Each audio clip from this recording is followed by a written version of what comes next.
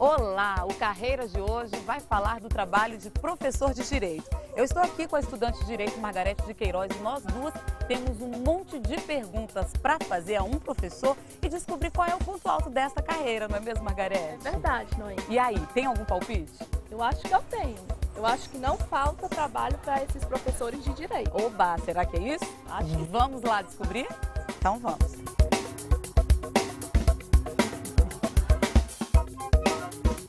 Até onde eu posso chegar nessa carreira? Gostaria de saber se há alguma diferença entre o professor de faculdade particular e de faculdade pública. Qual é a vantagem de ser um professor em tempo integral?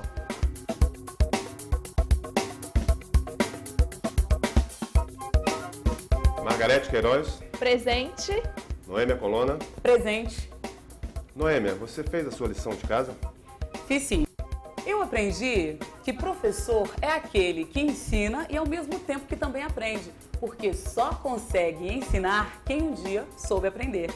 Legal, não é, Margarete? Com certeza. Pois então, esta máxima cabe como uma luva na carreira jurídica de professor de Direito. Afinal, com tantos cursos e universidades jurídicas espalhadas pelo país, é um profissional que não falta no mercado de trabalho.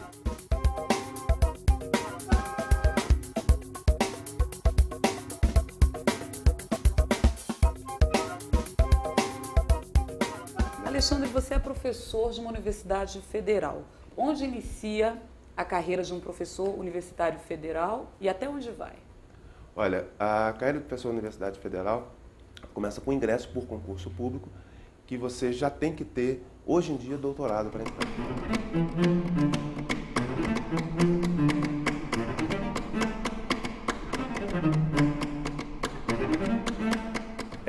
Cada nível dessa carreira tem 4 subníveis. Que, assim, então, eu atualmente sou professor adjunto 3.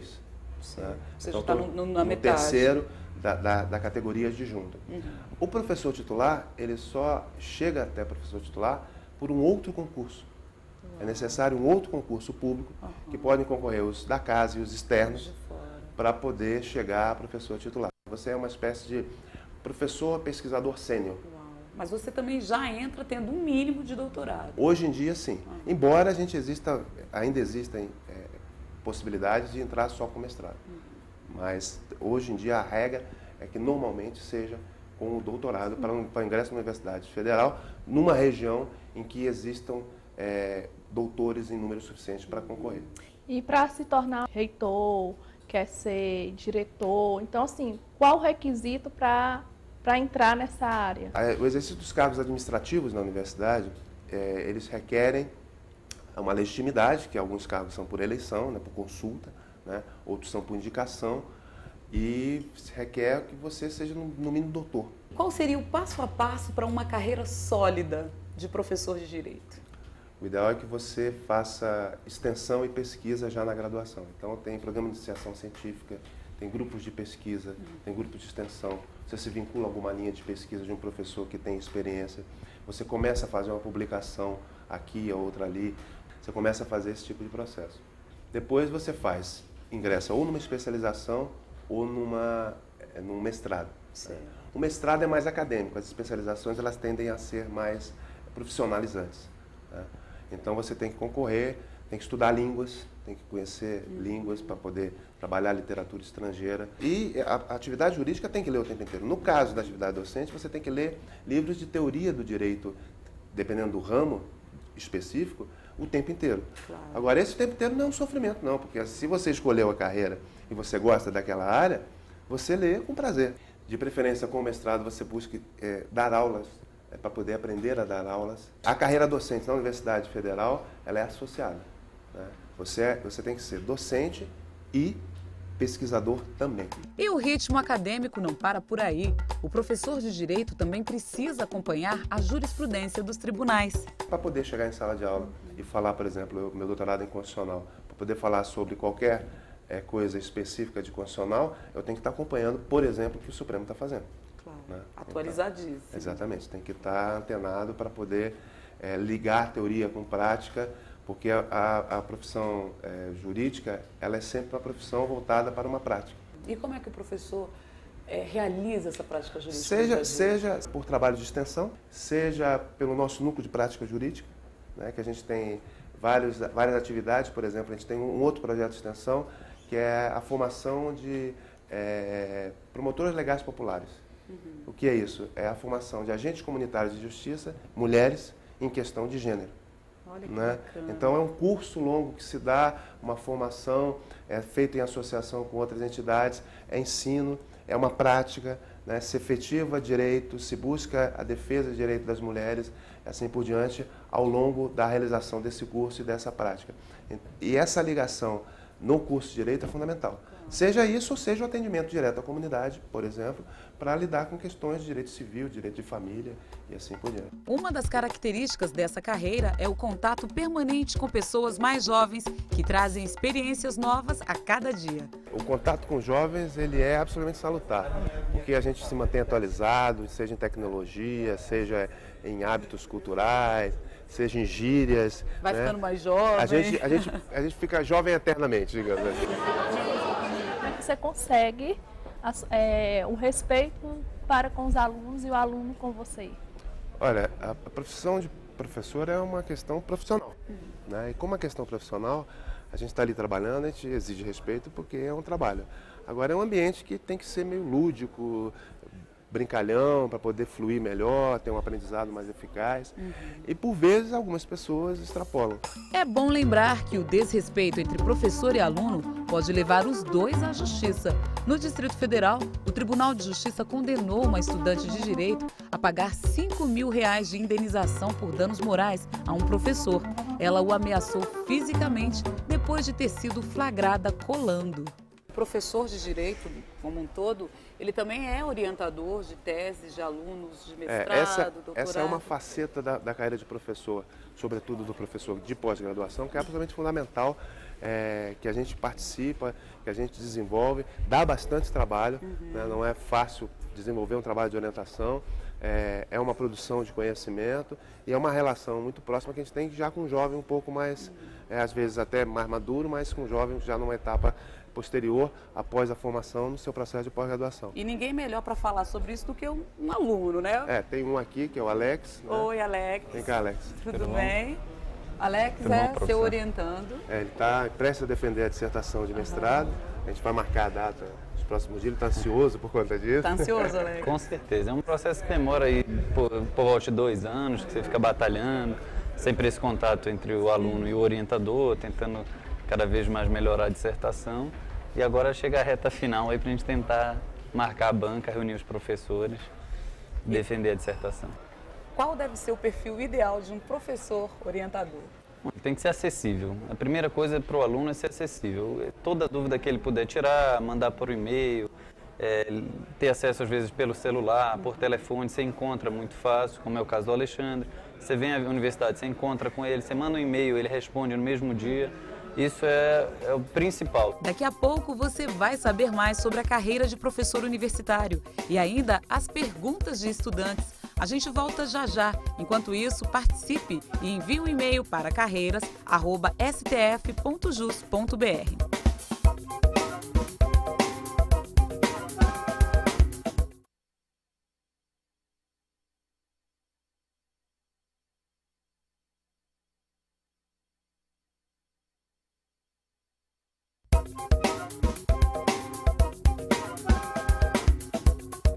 Carreiras está de volta. Hoje o programa destaca a atividade de professor de direito.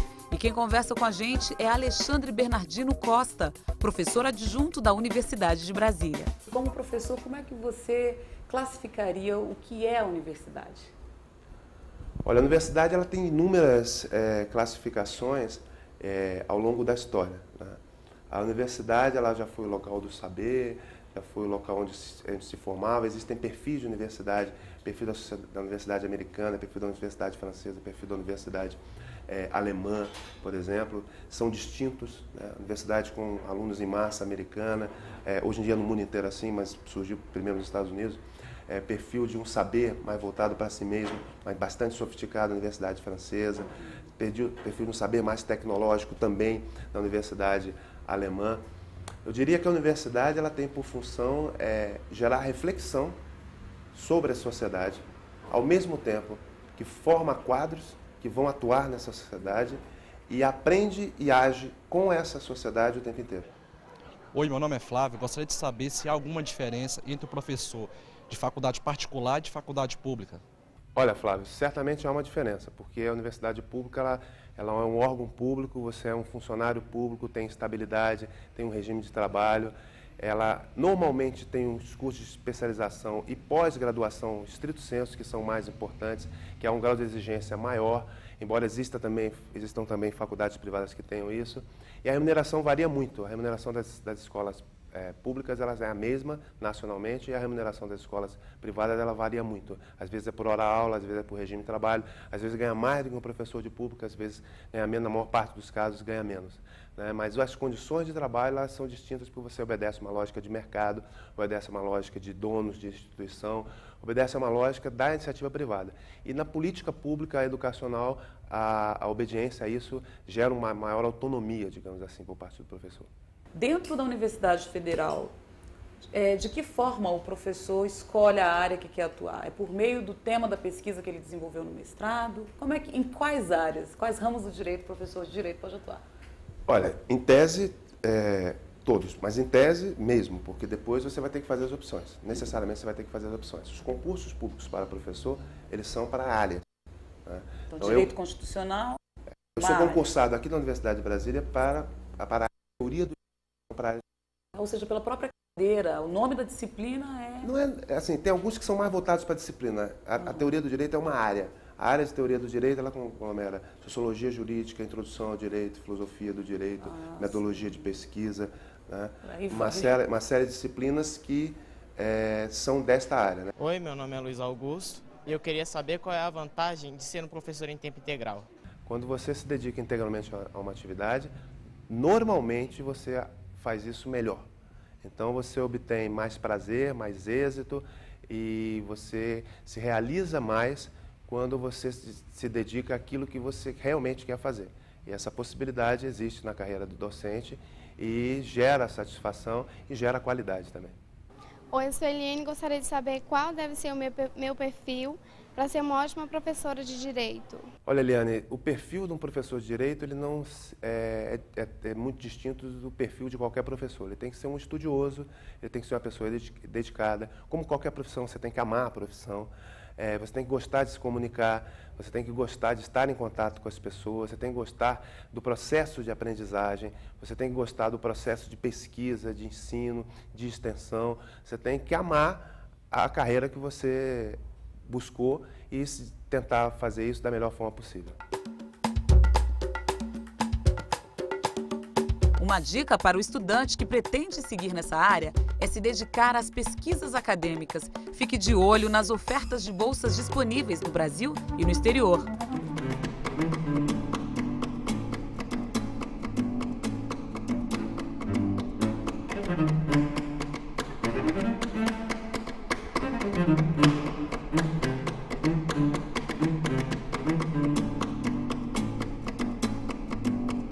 Normalmente, os concursos para professor de universidades federais dispõem apenas de uma vaga, até mesmo para cadastro reserva. Isso não acaba desestimulando muita gente a seguir a carreira, Alexandre? Ou seja, quem quer ser professor tem que ter a vocação. Olha, é um fenômeno, na realidade, nacional de política de ensino superior, né, isso. A gente teve durante muitos anos um alijamento completo das universidades públicas do processo de expansão.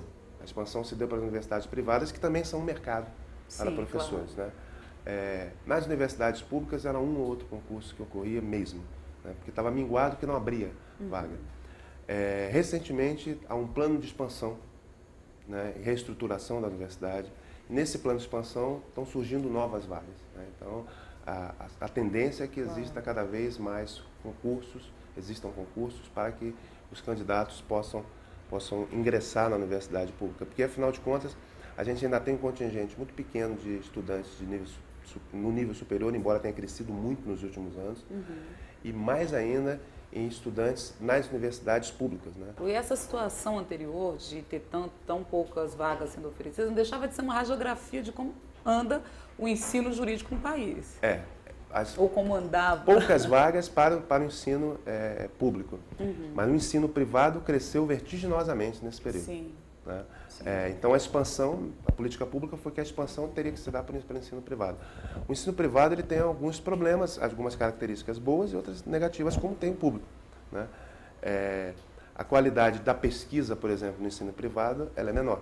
A pesquisa de qualidade ela é feita mais nas universidades públicas, até pela sua tradição, né? Existem algumas instituições privadas que conseguem fazer pesquisa com qualidade, mas ainda são poucas perto do número existente, né? A priorização da extensão universitária também não é prioridade na maior parte do ensino privado. E é uma empresa que tem que lidar com a relação custo-benefício. O ensino público ele tem custo, um custo elevadíssimo, mas é financiado pelo Estado, né? Então o que a gente tem que cobrar é o resultado social disso, né? Uma formação adequada num contingente cada vez maior, uma relação mais profícua com a sociedade, para que esse conhecimento chegue à sociedade, não só pela formação dos seus quadros profissionais, e por uma possibilidade de produção de conhecimento que modifique essa sociedade, ou haja com essa sociedade, ou compreenda essa sociedade melhor.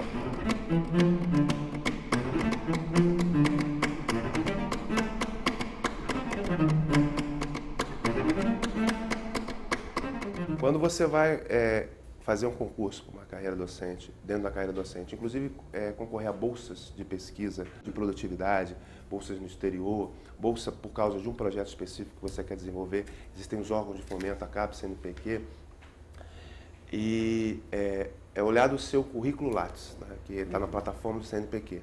No seu currículo você tem que alimentar o tempo inteiro do que você faz. Então, por exemplo, você é convidado para dar uma palestra em tal lugar. Você vai lá, dá a palestra, coloca a informação lá no seu currículo, porque isso conta ponto na hora que você for. Você tá orientando 3 alunos de graduação, 2 de mestrado, 2 de doutorado, né? E aí você coloca isso lá quando eles concluem a dissertação, a tese, a monografia, para que possa contar na sua carreira. É uma forma de indicador de produtividade, né? Olha só, interessante. E é necessário fazer isso o tempo inteiro. Depois do intervalo, você confere dicas de publicações na área e ainda a melhor forma de pesquisar para ampliar o conhecimento. Eu espero você.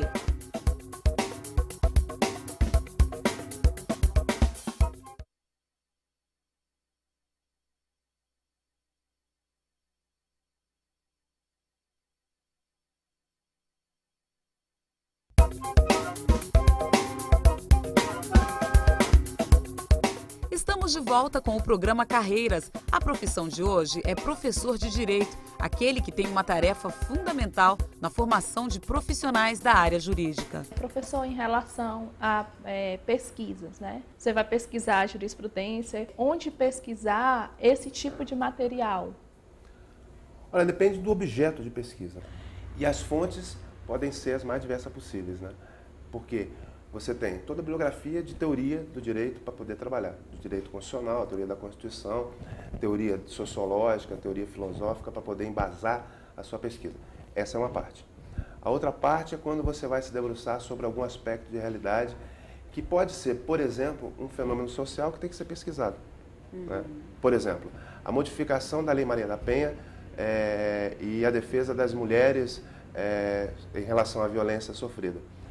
Ao analisar isso, não dá para analisar só a legislação, né? Esse é um tipo de análise. A legislação é um tipo de análise. Não dá para analisar só a jurisprudência. Esse é outro tipo de análise.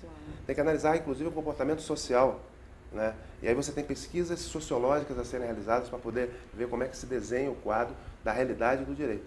Ou seja, tem que rodar o mundo. Agora, evidentemente que em determinados períodos, em determinados tipos de pesquisa, você pode priorizar mais uma coisa ou outra, né? Você pode priorizar mais um aspecto sociológico, ou priorizar mais um aspecto filosófico, ou priorizar mais um aspecto jurisprudencial.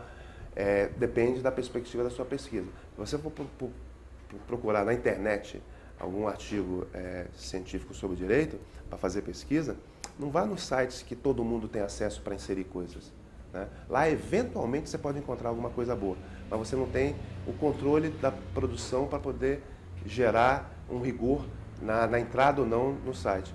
Agora, os sites de universidade, por exemplo, eles têm sempre o controle acadêmico de um colega que leu e fez a avaliação para ver se podia entrar ou não. E os professores têm acesso a essas publicações?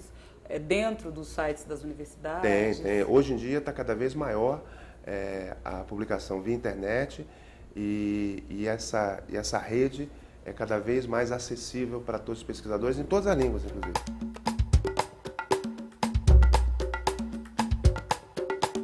E livros? O que anda na estante de um professor de Direito? Eu estou vendo aqui alguns sobre a mesa. Aqui são algumas publicações nossa aqui da faculdade, né? Duas revistas, uma dos estudantes. Seus. Eu sou do conselho editorial da revista dos estudantes. Tem artigo meu no Notícias do Direito Brasileiro, por exemplo. Essa é a revista da Faculdade de Direito. Notícias do Direito Brasileiro. Tem alguns números que tem artigos meus. E pode ser comprado aqui mesmo? Pode ser comprado na livraria da universidade, pode ser comprada aqui na Faculdade de Direito. Mas sobretudo na livraria da Universidade Brasileira, editora da Universidade de Brasília. Aqui são outras publicações, a gente ganhou um edital a partir de um trabalho que a gente faz, inclusive. A prática jurídica na UNB. Essas são publicações, esse é um trabalho interessante, que é uma publicação feita por aluno de graduação, que a gente tem uma coluna no jornal de circulação local, onde os alunos escrevem os artigos numa disciplina, a gente junta ensino, pesquisa e extensão, porque eles pesquisam para escrever os artigos, eles fazem uma disciplina e nessa disciplina discutem os textos e sai publicado num jornal de circulação local. Depois a gente faz a coletânea e publica como livro. Sai num livro como esse. Então, quem quer ficar por dentro dessa área, ser um bom professor de Direito lá na frente, você recomenda ler o que passa na cabeça de alunos e estudantes? Claro. Sobretudo quando há um controle do conselho editorial. Porque o conselho editorial ou parecerista, né, de cada artigo, ele faz um controle para poder ver a qualidade para a entrada na publicação ou não.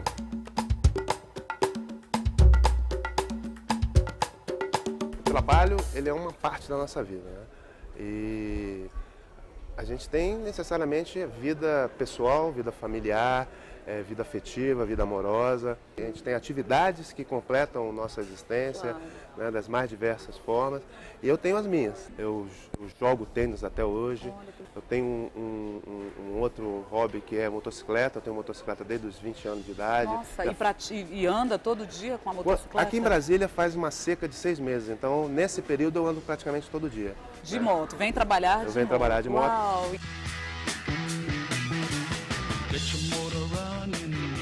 Que descarga isso dá, assim, em você, para você estar exercendo melhor a sua profissão? A motocicleta, ela dá uma sensação de liberdade, um relaxamento que só quem gosta entende, né? Então eu gosto. Adrenalina menos, porque não é para correr risco, é para poder ter prazer, né?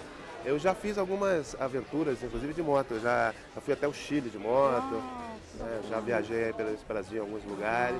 Eu agora acabei de comprar a moto, que era o meu desejo e meu sonho há alguns anos.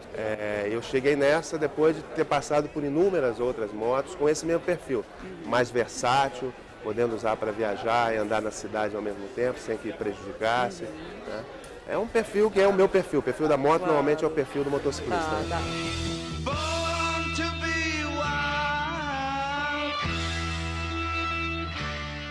Margarete, eu acho que a gente aprendeu bastante sobre a carreira de professor de Direito. Aprendemos sim. Alexandre, muito obrigada. Eu que agradeço. Desejamos sucesso na sua carreira. A todos nós. Você continue sendo professor de Direito por longos anos. É o que eu quero ser. Hoje, o programa mostrou a carreira do profissional que trabalha com a formação dos operadores do direito. O professor pode escolher atuar na iniciativa privada ou nas universidades federais. Para ingressar na área pública, é preciso passar por concursos de provas e títulos. Uma dica para o estudante que quer seguir nessa área é se dedicar a pesquisas e ficar de olho nas ofertas de bolsas. Você conferiu ainda dicas de publicações.